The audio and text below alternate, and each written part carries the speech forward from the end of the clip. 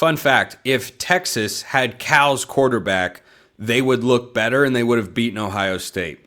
That's just a fact of life and something that we have to all understand at this point in time.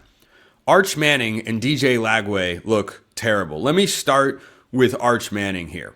They played UTEP over the weekend. And through Texas's first 3 games, we know what happened against Ohio State, but we now have a quarter of the regular season has come and gone.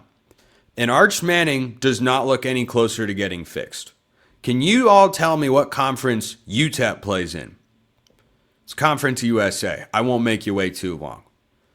This should have been a get-right game. This should have been a pad the stats game. This should have been an overhype Arch's big day. ESPN has his own name on the bottom ticker running all day long because he finally exploded. The best thing Arch Manning did in this game was run for 2 touchdowns against UTEP. Good news for Texas. They went for 227. It wasn't the most efficient thing in the world, but they went for 227 against UTEP. The offensive line, I've got some questions. It's not a red flag. I'm just looking at Red River that's upcoming on the schedule here quicker than you might realize. And, well, I would have favored Texas coming into this year. I don't know. I like Oklahoma's quarterback better. I do like Texas's defense a lot. That side of the ball looks really good. The offense feels so far away.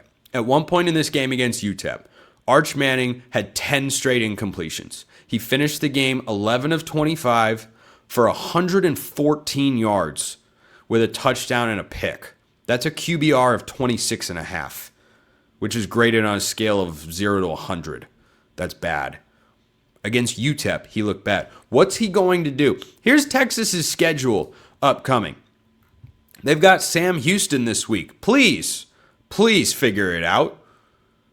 Figure something out. He still makes a couple of good or spectacular throws throughout the game, but this is more than just, he's settling into the offense. No, we've seen 3 games against a real defense. The Texas offense put up 7 points, and he couldn't complete 5-yard wide-open drag routes.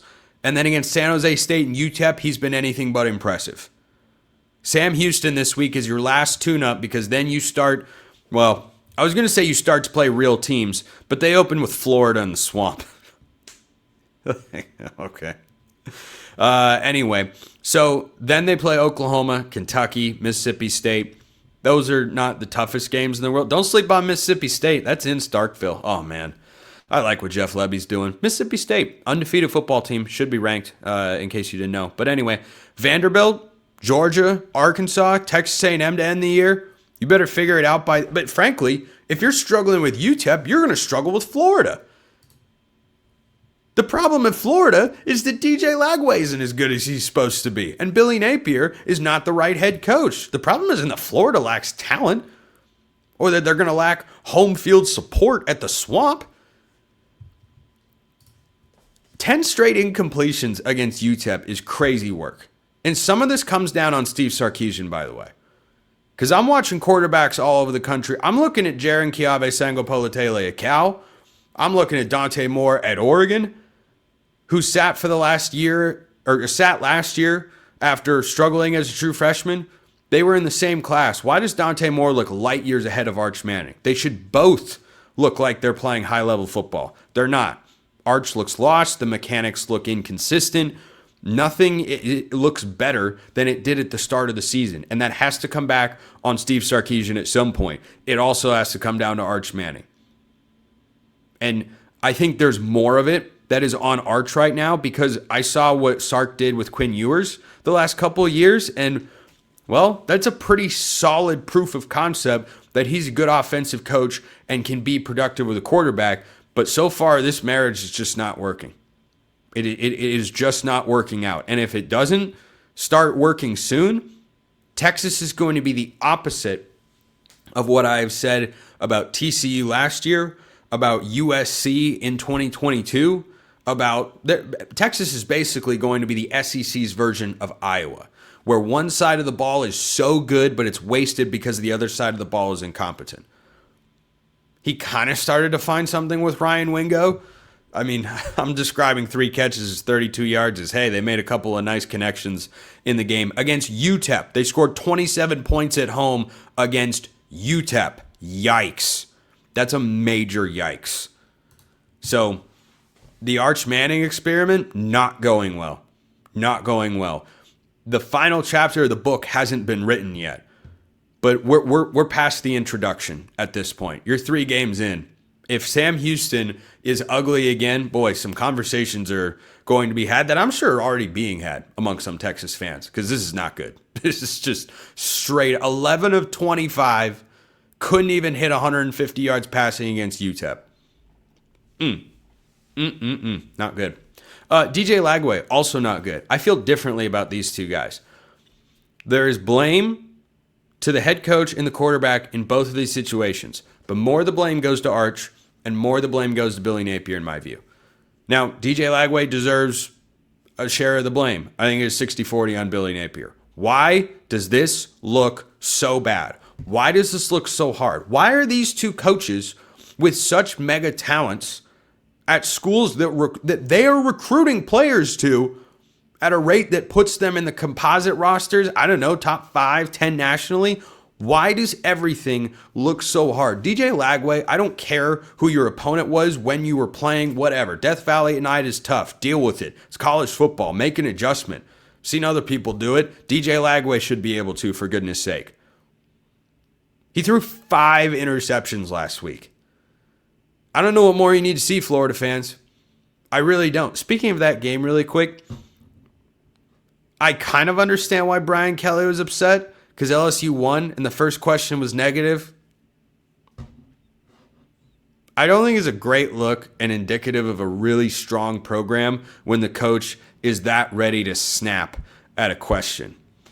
Other coaches might deflect with humor. Man, you would have thought we lost the game. I feel good about how we played, but certainly offensively there were some things to clean up. Brian Kelly just went back and forth with a reporter immediately and was calling people out. That's not a great look. That is not a great look. Anyway, back to DJ Lagway. Everything looks hard. The decision making is not there. The offense just looks like it's, stuck in neutral. There's so many similarities between Florida and Texas. I can't wait for them to play. I really can't. It's going to be really fun on October 4th in the Swamp, because you know what? That over-under is going to be pretty low. I'm going to be tempted to hit the under, because what in the world? Texas's defense is elite. Florida's got some guys on that side of the ball. We saw that against LSU last week. That's why Brian Kelly got the question about the offense struggling. But man, oh man, these guys look way worse than they should. And I'm not overreacting to one game. I've got 3 games of data now. 5 interceptions?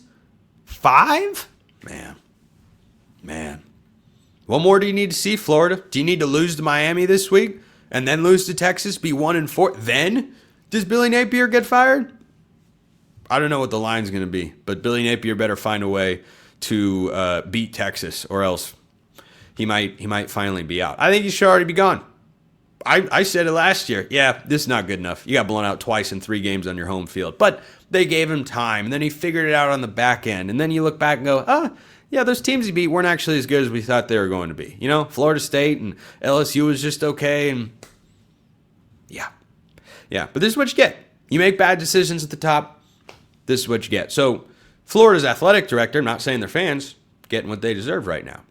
Because he kept Billy Napier around, this is the result. DJ Lagway looks like he's regressing.